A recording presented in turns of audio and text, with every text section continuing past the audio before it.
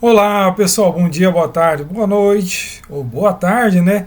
Hoje são 26/8, estamos aqui às 14 horas e 40 minutos para falarmos sobre a Lei Henri Borel. Por que eu estou trazendo essa Lei Henri Borel? Porque ela está dentro do ECA. Não é que, não é que ela está dentro do ECA, tá? Ela substituiu alguns artigos do ECA. Olha só aqui. Deixa eu mostrar para vocês quais foram. Então, a Lei Henri Borel, ela alterou o artigo 18b, 70A, 70B, 136, 201, 226 da Lei 8.069, que é o ECA, tá? O ECA. O que você tem que saber aqui a respeito disso? Primeiro, vai que cai em alguma redação, você tem que saber o que se originou essa Lei Henri Borel. Tá? Essa Lei Henri Borel é de um menino de 4 anos, o qual ele foi morto, né, assassinado pelo namorado da mãe em um apartamento de luxo no Rio de Janeiro. Esse namorado da mãe era um vereador da cidade do Rio de Janeiro, conhecido como Dr. Jairinho, que ele era médico também, ok? Então essa criança morreu e tinha uma babá lá também que cuidava dele. Então tem 2 crimes nessa lei, e um desses crimes foi por causa da babá. Foi para tratar da questão da omissão. Então eu já vou mostrar aqui, ó, os 2 crimes que essa lei traz. Essa lei ela traz primeiro esse crime aqui do artigo 25 dessa lei: descumprir decisão judicial que difere medida protetiva urgente, né, prevista nessa lei, pena de 3 a 2 anos. Então, se tem lá a medida protetiva para o agressor não chegar perto da criança ou adolescente, ele chega, a pena é de 3 meses a 2 anos. Se você é conhecedor de lei, já leu a LEP, Lei de Execução Penal, você sabe que se a pessoa cometeu um ilícito ou um crime em que essa pena é punível com até 4 anos de cadeia, de reclusão ou detenção, então essa pessoa, o delegado poderá, olha só, poderá arbitrar uma multa. Nesse caso aqui não tem multa, não é proibido, tá? Nesse caso a pessoa vai ter que cumprir presa mesmo. Olha lá, ó. Configurado crime independe de competência civil ou criminal do juiz. Deixa eu ver aqui, ó. Na hipótese de prisão em flagrante, então o cara está proibido de chegar perto da criança, ele chega, tá? Apenas a autoridade judicial poderá conceder fiança, então o delegado não pode.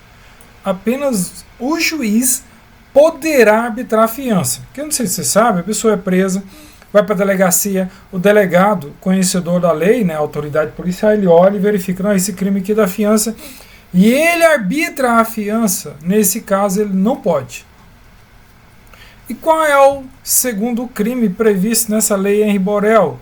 O segundo crime é esse aqui do artigo 26, olha lá, ó. Deixar de comunicar à autoridade pública a prática de violência, de tratamento cruel ou degradante, ou de formas violentas de educação, correção e disciplina contra criança e adolescente, ou abandono de incapaz.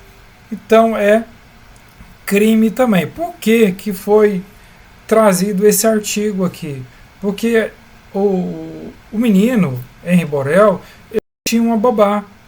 E consta que essa babá, ela sabia do que estava ocorrendo, porém não avisou autoridade nenhuma. Agora, como é um crime de omissão, o crime de omissão é assim, segundo o Código Penal. Se você vê alguém batendo numa criança e você não faz nada, você vai responder como se você estivesse agredindo aquela criança. Ok? Digamos que a pena para quem agride uma criança é de 4 anos. É uma situação hipotética. Qual é a pena para quem vê uma criança sendo espancada e não faz nada? 4 anos também. Tá? Por omissão. A única coisa que o Código Penal diz é que a pessoa que for omissa será reduzida na pena dela a 1/3. Só isso. Tá? Beleza. Olha aqui. Trouxe até um exemplo. Ó. Por exemplo, se o vizinho sabe que a criança está sofrendo violência doméstica, por já ter presenciado um espancamento, e deixa de comunicar à autoridade pública. E será praticando o crime previsto no artigo 26, que é esse aqui, ó, de deixar de comunicar à autoridade. Ok? Então, no dia 3 de maio, dia do nascimento do menino Henri Borel, ele tinha 4 anos quando ele foi assassinado. Ficou marcado como o Dia Nacional de Combate à Violência Doméstica e Familiar contra criança e adolescente. Ok? Vou mostrar mais algumas coisas. Olha, isso aqui é uma lei, ela é até grandinha, mas eu não vou ler toda ela não. Então, essa lei 14.344, ela alterou o dispositivo no ECA, do Código Penal, na Lei de Execução Penal, tá? E a Lei de Crimes Hediondos e a Lei do Sistema de Garantia da Criança e do Adolescente. E a Lei de Execução Penal. Então, aqui, ó, o artigo 18b, parte 6 do ECA, agora ela ficou assim, ó, garantia de tratamento de saúde especializado à vítima, nesse caso da criança e adolescente, e o adolescente. Artigo 70A, 7º, a promoção dos estudos e pesquisa estatística e de outras formas relevantes, a consequência e a frequência de formas de violência contra a criança e adolescente para a sistematização de dados nacional unificado e avaliação periódica dos resultados das medidas adotadas. Então, vai ter uma avaliação periódica, um banco de dados. Então, o que é violência doméstica contra criança e adolescente? Então, você pensa assim, a violência doméstica contra criança e adolescente só se for agredida no seio, no lar. Não, não é. Configura violência doméstica e familiar contra criança e adolescente qualquer ação ou omissão. A ação é quando você agride, omissão é quando você vê agredindo e não faz nada. Que lhe cause morte, saúde, lesão, sofrimento físico, sexual, psicológico ou dano patrimonial. Olha só o que está escrito aqui. Que lhe cause, ó, ação ou omissão que lhe cause morte, então isso é violência doméstica, lesão, sofrimento físico, sexual, psicológico ou dano patrimonial.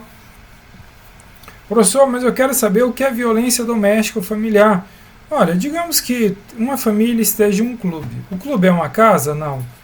Aí lá, a mãe ficou brava porque o filho pegou o celular sem pedir e dá um tapa nessa criança. Violência física. Ok? E se você viu e não fez nada, omissão. Ah, mas não está na casa. Sim, mas é um parente. Ou um amigo que conviva com aquela pessoa, que conviva ali, esteja diariamente ali, ou circunstancialmente, que tenha alguma afinidade com a criança. Não precisa ser de coabitação, morar junto, tá? Então a violência doméstica e familiar contra a criança e adolescente constitui uma das formas de violação dos direitos humanos. Aí aqui, ó, tem as providências, né? Quais são as providências que a autoridade policial, o delegado, tá, de polícia, deve tomar em caso de violência domiciliar contra a criança? Ó, encaminhar a vítima ao Sistema Único de Saúde e ao Instituto Médico Legal, porque é ele que vai verificar as condições em que se encontra a criança. Deixa eu ver se tem mais alguma coisa aqui voltada ao ECA. Aqui, ó. Qual autoridade pode afastar o agressor do lar? A autoridade judiciária, que é o juiz, o delegado de polícia, tá? Quando no município não houver uma comarca, não houver um juiz. E também o policial civil pode afastar o agressor do lar, se o delegado não estiver lá na delegacia na hora. for demorar, então o policial pode afastar, ok? Olha só o que fala do conselho tutelar. O conselho tutelar, ele não pode afastar o agressor do lar, tá? Ele pode pedir.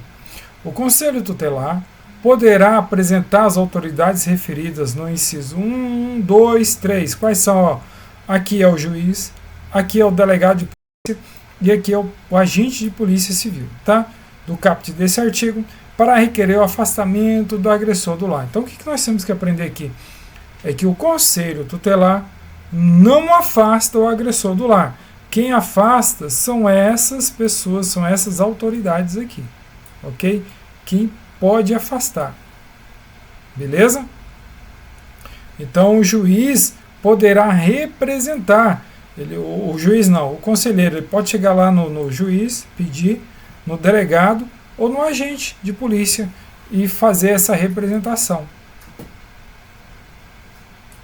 Quem pode requerer a prisão preventiva? Ali foi o afastamento, aqui é a prisão preventiva do agressor, em qualquer fase do inquérito policial. Então, enquanto estiver ali, o inquérito policial é a investigação, tá?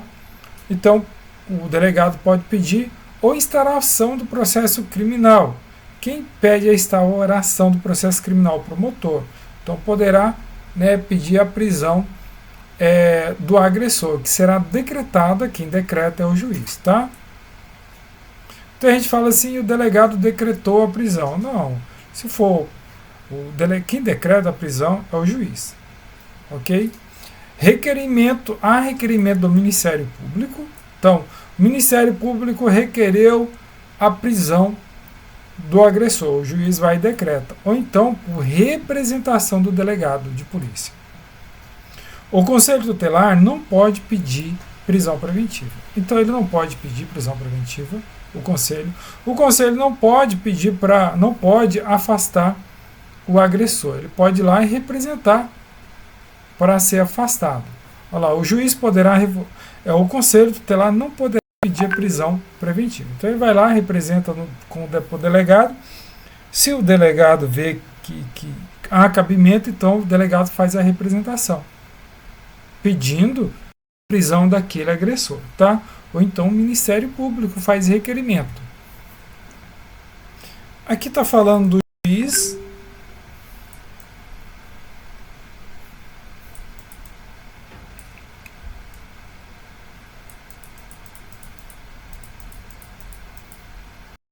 Aqui, ó, quais são as medidas urgentes aplicadas pelo juiz que obrigam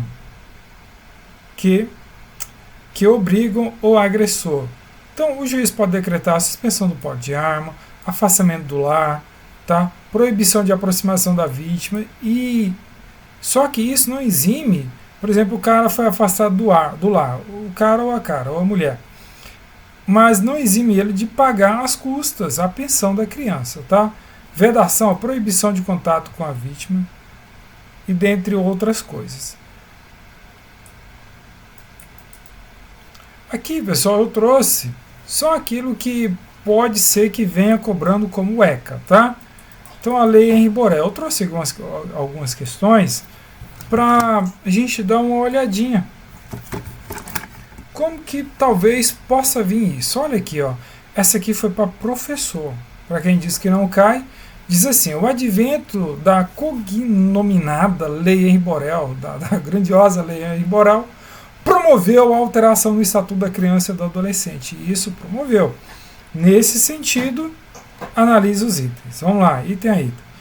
Incluir entre as medidas de prevenção o destaque nos currículos escolares de todos os níveis do ensino dos conteúdos relativos à prevenção, identificação e a resposta à violência doméstica e familiar. Corretinho, tá na lei, só que aí você vai ter que consultar ela todinha. Isso aqui tá Ctrl+C, Ctrl+V. Incluiu entre as medidas de proteção o destaque nos currículos escolares de todos os níveis de ensino dos conteúdos relativos à prevenção, à identificação e à resposta à violência doméstica e familiar. Na verdade, se você conhece a Lei Maria da Penha, você vai sentir uma semelhança muito grande entre a Lei Maria da Penha e a Lei Henri Borel. Porque só mudou lá onde havia violência doméstica contra a mulher. Então lá colocou violência doméstica contra criança e adolescente. Só isso, tá? Basicamente isso. Não é só isso. Só isso é muito pouca coisa, né? 2. Nos casos de violência doméstica e familiar contra criança e adolescente, aqui, ó, é proibido a aplicação de penas de cesta básica, aquilo que eu te falei. Não vai haver fiança, não vai haver cesta básica e outras formas de prestação pecuniária aqui, ó, pagar. Então o cara não vai pagar dinheiro para poder se livrar da pena, que é esqueci o nome, acabei de falar, esqueci.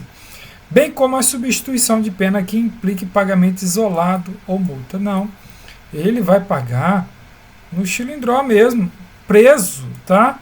Então, perguntou isso aqui para o professor, Lei Henri Borel. Então as duas estão corretas, letra A de avião. Moço, mas anda caindo no avião, pelo amor de Deus. Né? 2. Em 24 de 5 de 2022, foi promulgada, né, a Lei 14.344, que tornou popularmente conhecido como Lei Henri Borel, que é do menino de 4 anos que foi assassinado pelo namorado da mãe na presença da mãe, segundo a perícia. Segundo os peritos, diz que foi assim. Diz que o homem, o namorado da mãe, dava um soco na boca do estômago do menino de 4 anos. Ele caía e levantava pedindo colo para a mãe. E ele dava soco de novo, né? Até que deu uma parada cardíaca no menino, e levaram para o hospital, mas o menino morreu. Pois é. A referência em que é o menino de 4 anos que faleceu em 2021, com consequência de hemorragia causada por espancamento sofrido no apartamento em que morava com a mãe e o padrasto. Tá? Na verdade, era só o namorado da mãe. No Rio de Janeiro. Acerca da violência doméstica e familiar contra criança e adolescente, assinala a alternativa correta segundo a legislação vigente. A criança e o adolescente gozam de direitos fundamentais inerentes à pessoa humana, sim, sem qualquer distinção em relação às pessoas adultas. Claro que é, só você lembrar do ECA. Claro que está errado, né? É lógico que tem distinção, criança e adolescente tem distinção de adultos, senão ele cometeria crime, né? E ele não comete crime, tá? B. O sistema de garantia de direito da criança e do adolescente que são vítimas ou testemunhas de violência estende-se obrigatoriamente às vítimas e testemunhas de violência que tenham entre 18 e 21 anos. Deixa eu explicar isso aqui. Não é obrigatoriamente, tá? Não é obrigatoriamente, poderá, tá? Mas não é obrigatório. Então, olha só. As testemunhas e vítimas de violência poderá, né? As vítimas de violência e testemunhas de violência que têm entre 18 e 21 anos. Então, eles poderá ter um sistema de garantia. Não é obrigatório, mas se a justiça, se alguém lá determinar, então poderá, tá? Nesse lápis aqui, ó. O ECA traz o seguinte. Ele não traz isso, o ECA traz assim, ó. A pessoa que tem entre 18 e 21 anos, se ele cometeu um crime, criança e adolescente não comete crime, né? Comete um ato, como é que é mesmo? Esqueci o nome. Uma infração disciplinar. Gente. Tá, não cometeu o crime. Cometeu um ato lá. Quando tinha 17 anos. Porém, ele fugiu e foi preso ou apreendido aos 21 anos. Então, ele vai responder como se fosse menor. Porque o crime que ele cometeu, ele era menor. Tá? Ok. Então, tá errado aqui. Não é obrigatório, tá? Poderá. C. Na hipótese de revelação espontânea de violência a criança e o adolescente, não serão chamados a confirmar os fatos a fim de evitar revitimização. Pessoal, serão chamados sim, tá? Na hipótese de revelação espontânea de violência, a criança e adolescente serão chamados. É claro que será rodeado por uma equipe multidisciplinar para a presença daquela criança e daquele adolescente naquele local, ok? Deixa eu pegar um negócio aqui, senão, como eu esqueci o nome para passar para vocês, e aí vocês vão ficar na dúvida, e o objetivo aqui não é deixar vocês na dúvida, né? O objetivo aqui é sanar as dúvidas. Então vamos lá. Ver se eu acho aqui rapidinho. Vou mostrar uma coisa aqui para vocês.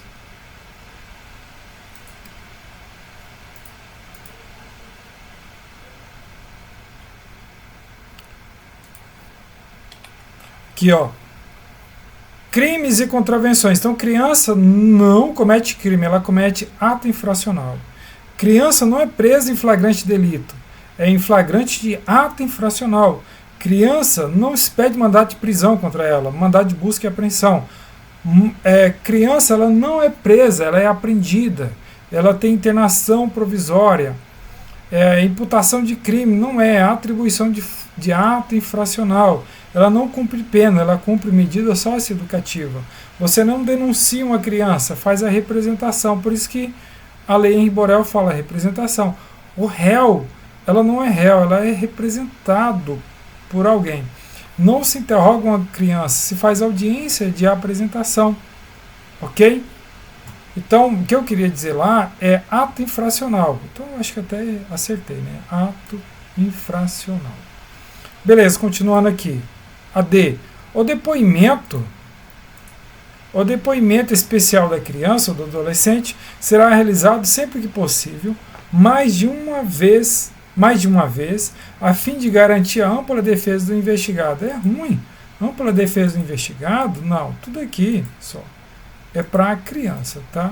O investigado que pague pelo que ele fez. Então não é para garantir a ampla defesa do investigado, tá bom?